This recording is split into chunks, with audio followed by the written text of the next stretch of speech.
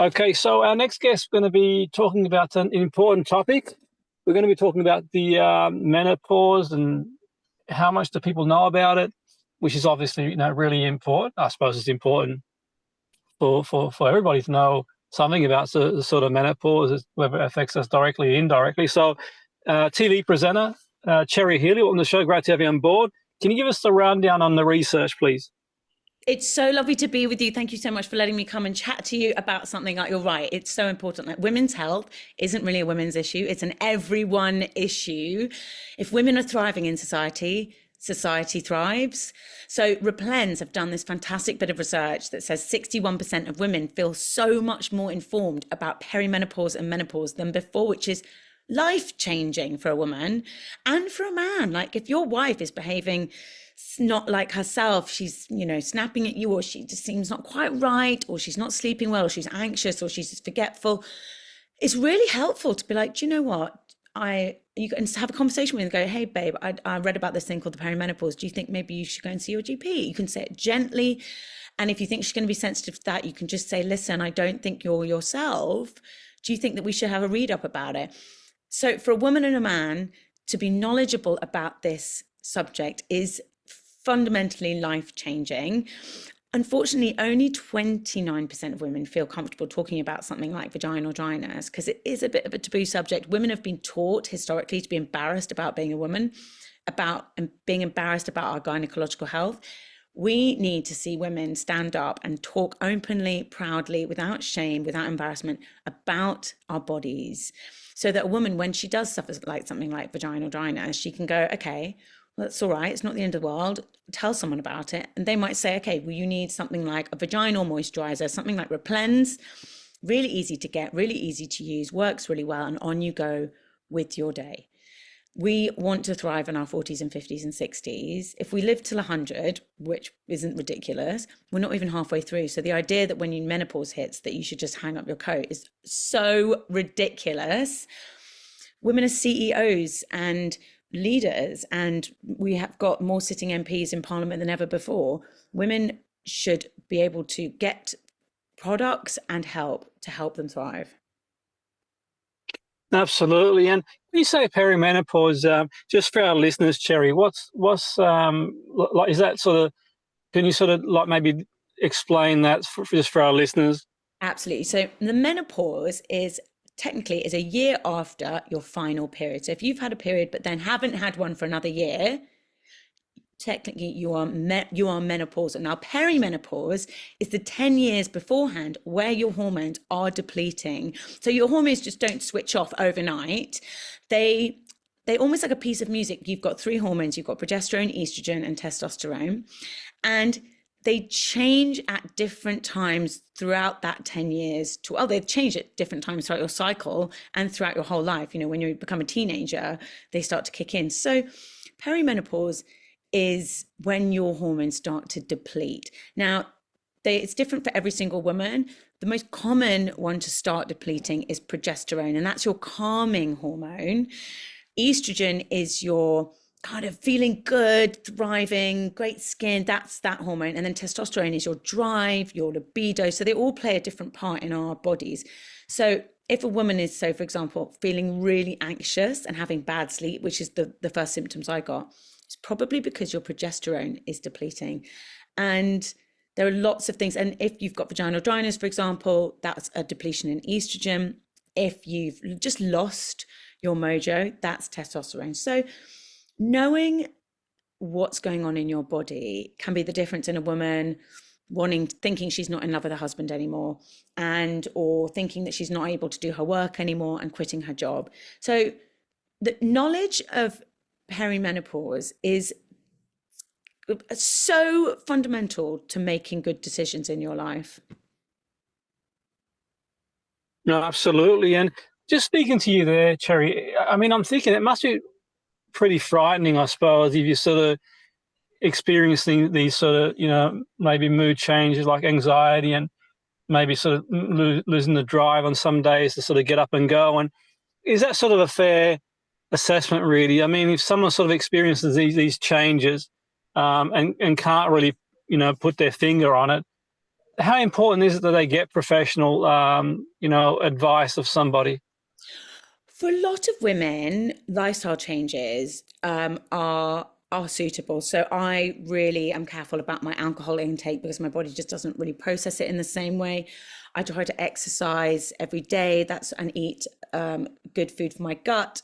So a lot of those changes can really help in balancing your hormones. But if they don't work, then, and also there's over the counter products like Replens.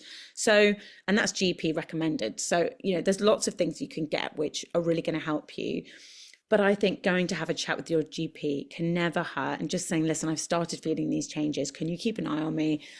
Now, some GPs are not trained in women's health specifically, and often women get sent home with antidepressants. That's not always the right thing to do, and it can really affect a woman's quality of life.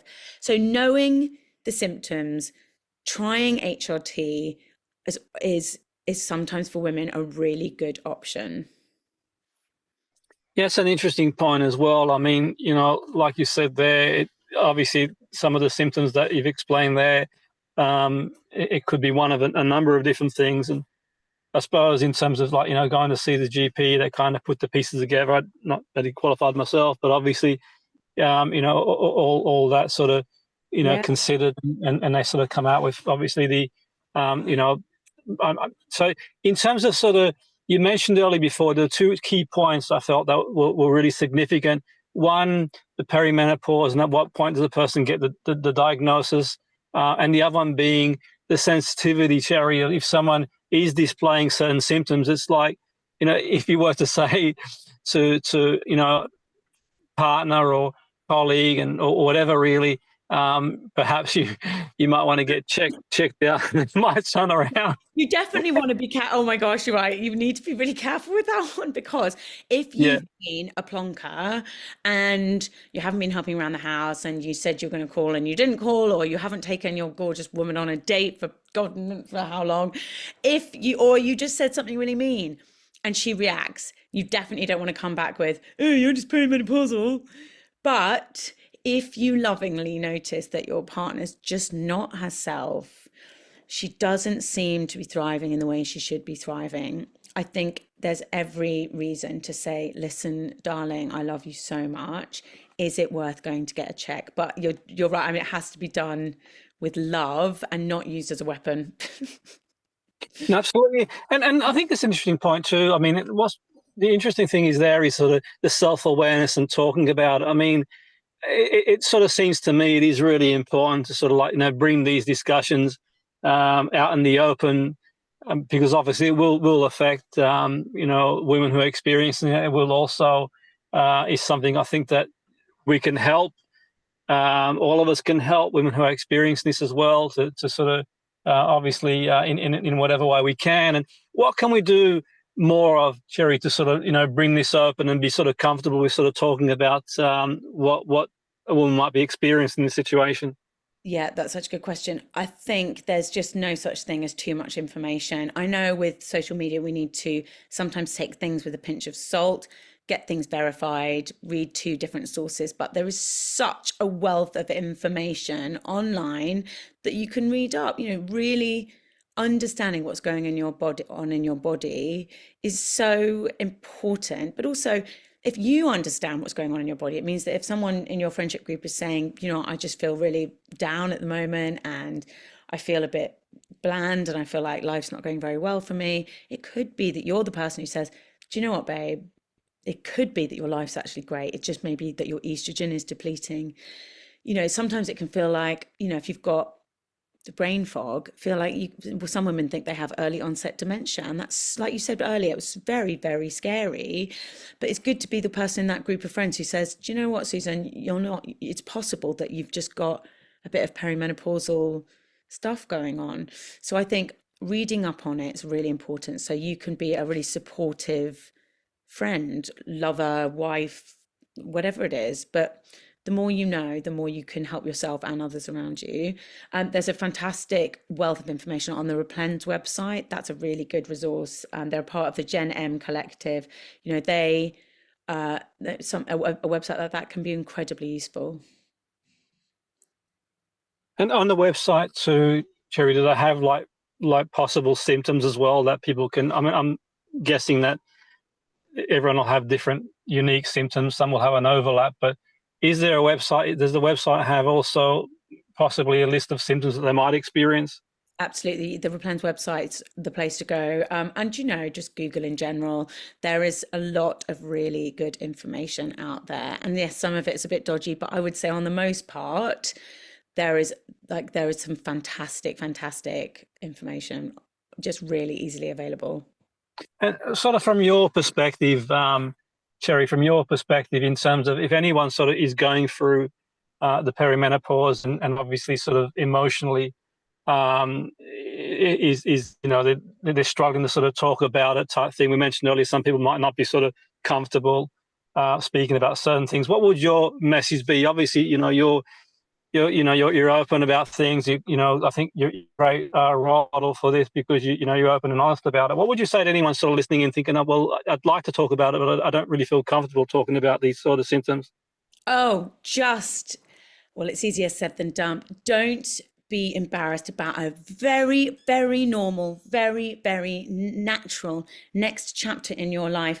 We have been taught to be embarrassed. It is a learnt thing. We need to unlearn it. Look at someone like Davina McCall, Mariella Frostrup, Penny Lancaster. They are beautiful women thriving at the peak of their career. Good enough for them, good enough for me. The embarrassment has been put onto us. Shake it off because it's not helpful to us. No, that's a great message, Cherry. Absolutely, I think that's sort of some great words of wisdom there for anyone sort of listening in, and it's probably a relief for some people to hear that as well, who might be sort of bottling things up and a little bit, like he says, they might feel a bit embarrassed to talk about things. But I think talking about it, no doubt, is going to have. It's the first step, isn't it? Really, to sort of getting the help they need going forward. So thanks again for your time, Cherry. It's been great speaking to you, and have a great day. You too. Thank you so much.